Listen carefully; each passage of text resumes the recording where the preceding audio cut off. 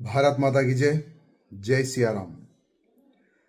ఇవాళ మన భారతదేశానికి స్వతంత్రం వచ్చే దినము. ఇవాళనే బ్రిటిష్ రాజ్యం మన భారతదేశం పైన నుంచి ఖతమైంది. ఎంతోమంది దేశభక్తులు బ్రిటిష్ వాళ్ళకి తరిమి కొట్టి భారతదేశం నుంచి తరిమేసేసినారు, పంపించేసినారు. ఇవాళనే మన భారతదేశానికి స్వతంత్రం వచ్చే రోజు. కానీ దురదృష్టం ఏంటంటే చాలా మంది ఇవాళ యువకులు నైట్ పూట మేలుకోవాలి, మధ్యాహ్నం వరకు పండుకోవాలి. చాలా వరకు యువకుల్లో ఈ విధంగా ఒక వాతావరణం క్రియేట్ అయింది. ఎవరు జిమ్కి వెళ్తలేదు, హెల్త్ గురించి ఇవాళ ఎవరు ఆలోచన చేస్తలేదు. చాలా మంది యువకులకి హార్ట్ అటాక్ వచ్చి చనిపోతున్నారు.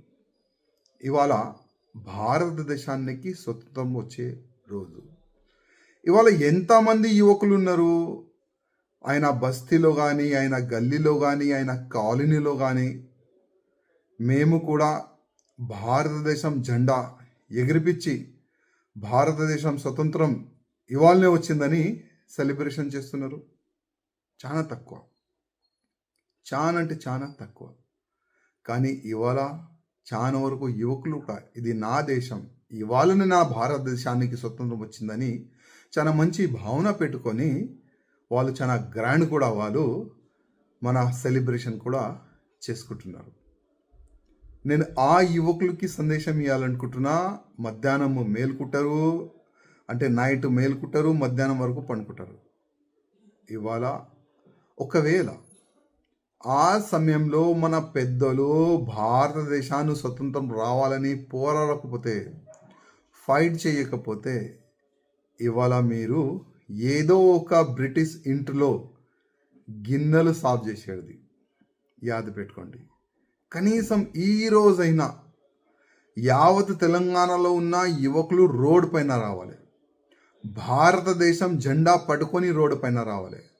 ప్రధానమంత్రి మోదీ గారు అంటున్నారు హర్ ఘర్ జెండా. ఇవాళ చాలా మంది కార్యకర్తలు ఇంటింటికి భారతదేశం జెండా పంచుతున్నారు. మీ ఇంటి పైన పెట్టండి అని ఒక మంచి సందేశం ప్రధానమంత్రి మోదీ గారు ఇస్తున్నారు. కానీ ఆ మోదీ గారు ఇచ్చిన సందేశానికి ఎంతమంది ఫాలో చేస్తున్నారు కొద్దిగా ఆలోచన చేయాలి. యువకుల్లారా, ఇది ధర్మం మనది, ఇది దేశం మనది. దేశ రక్షణ మన పైన బాధ్యత ఉంటుంది, ధర్మ రక్షణ మన పైననే బాధ్యత ఉంటుంది. అందుకోసం ప్రతి ఒక్క యువకులకి నా ఒక నివేదిక, కనీసం ఈ రోజైనా ప్రతి ఒక్క యువకులు బయటికి వచ్చి ఇవాళనే మన భారతదేశానికి స్వతంత్రం వచ్చిందని సెలబ్రేషన్ చేస్తే చాలా బాగుంటుందని నేను అనుకుంటున్నాను. భారత్ మాతాకి జై. జై సియారాం.